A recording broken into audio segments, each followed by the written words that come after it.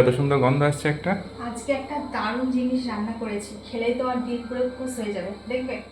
অনেক দিন ধরেই ভাবছিলাম এই রেসিপিটা বানাবো অবশেষে আজকে সুযোগটা চলেই এলো। কারণ এই রেসিপি বানানোর জন্য একটু পনির বা ছানা লাগবে। কদিন ধরেই কিছুটা ছানা ফ্রিজে রয়েছে, মানে পনির, তো সেটা দিয়েই ভাবলাম যে আজকের রেসিপিটা বানিয়ে নিই। তো ছোট্ট একটা বাটির মাপ করে নিয়েছি সুজি, আর যতটুকু সুজি তার থেকে একটু বেশি পরিমাণে নিয়েছি চিনি। সব কিছুকে একসাথে মিক্সিতে দিয়ে গুঁড়ো করে নিলাম। আর এই যে এটার জন্যই আজকে রেসিপিটা বানাতে চলে এলাম, কিছুটা পনির বা ছানা। তো এটা ফ্রিজে রাখা ছিল কদিন ধরে, তো সেই ছানাটাকে এখন ফ্রিজ থেকে বের করে ভালো করে একটুখানি হাত দিয়ে একটু গুঁড়ো গুঁড়ো করে নিলাম। মানে দলা বেঁধে ছিল, তো একটু গুঁড়ো গুঁড়ো করে নিলাম। আর এমনি আমি সব কিছু হাতের আন্দাজেই নিয়েছি, তবে যে বাটি মাপ করে সুজিটা নিয়েছি সেই বাটির মাপ করেই 2 বাটির মতো এখানে ছানা হয়েছে।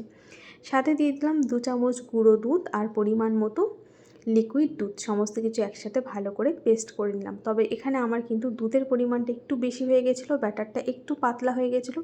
সুজি যতটুকু নেওয়া হবে সেই সুজির পরিমাণ বুঝে দুধটা দিতে হবে।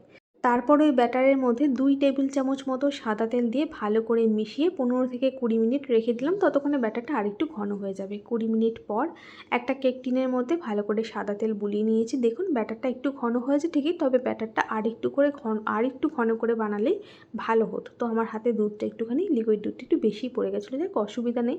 আর এখানে দেখুন কিছুটা কিশমিশ আর কিছুটা আমন্ড আমি একদম ছোটো ছোটো করে কুচি করে নিয়েছি। দুটো ছোটো এলাচের দানাগুলো বের করে ভালো করে হামালদিস্তায় থেতো করে নিয়েছি। এরপর একবার ভালো করে সমস্তটা মিশিয়ে নিচ্ছি। তারপর এর মধ্যে দিয়ে দিচ্ছি, আমি যতটুকু ব্যাটার বানিয়েছি সেই পরিমাণ বুঝে আমার এখানে হাফ চামচ মতো লাগছে বেকিং পাউডার। বেকিং পাউডারটা দিয়েও এখন ব্যাটারের সাথে শুধু ভালো করে মিশিয়ে নেব। অনেকক্ষণ সময় ধরে আর মেশাবো না, বেকিং পাউডারটা দিয়ে শুধু ব্যাটারের সাথে ভালো করে মিশে যাওয়া অবধি এটাকে মিশিয়ে নেব। বেকিং পাউডারটা মেশানো হয়ে গেছে। এখন ওই তেল মাখিয়ে রাখা কেক টিনটার মধ্যে পুরো ব্যাটারটাকে ঢেলে দিলাম। অন্যদিকে একটা কড়াইয়ে আমি একটু জল গরম করতে বসিয়ে দিয়েছি, আর এই বাটিটাকে আমি ফয়েল পেপার দিয়ে ভালো করে মুখটাকে আটকে দিলাম, যাতে বাষ্পগুলো এই কড়াই স্টিম করার সময় যে বাষ্পগুলো উঠবে সেই বাষ্পগুলো যাতে এই কেকটার মধ্যে না পড়ে। এখন ভালো করে মুখটাকে বন্ধ করে দিয়ে কড়াইয়ের মধ্যে বসিয়ে দিচ্ছি। ওদিকে জল গরম করতে বসিয়ে দিয়েছি, জলটা গরম হয়ে এসছে, প্রায় ফুটতে শুরু করেছে। এখন ঢাকনা দিয়ে ঢেকে দিলাম।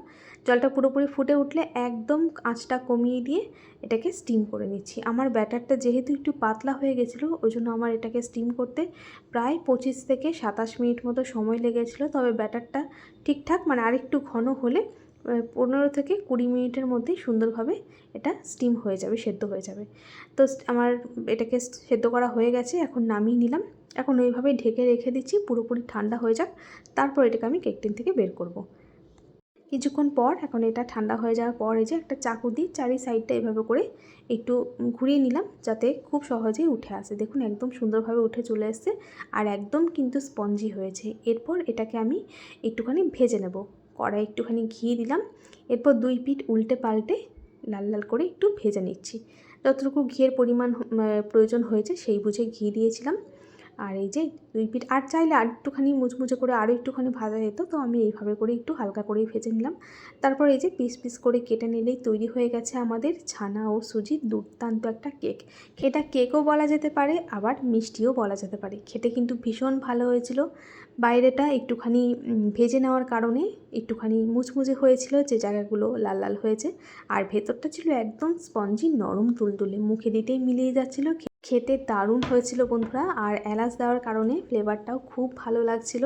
রেসিপিটা আপনাদের কেমন লাগলো একটু কমেন্ট করে জানাবেন বন্ধুরা। তো এই যে এখন আমি আমার বরমশাইকে দিয়ে দিয়েছি টেস্ট করার জন্য। তো চলুন ও খেয়ে বলুক খেতে কেমন লাগলো। দারুণ দারুণ, ভালো হয়েছে? একদম ফাটাফাটি আছে। ফাটাফাটি হচ্ছে। 2 in 1 কি কি কি কেক আর আছে? মিষ্টি। কেক আর মিষ্টি। একদম। আচ্ছা, ভালো হয়েছে। মা বলছে খুব ভালো হয়েছে। আমি একটু খেয়ে দেখি কেমন হয়েছে, নিজে না দেখলে তো বলতে পারবো না ঠিকঠাক কেমন হয়েছে, তাই না? এখন খেয়ে অল্প দেখো। একটু খাবো।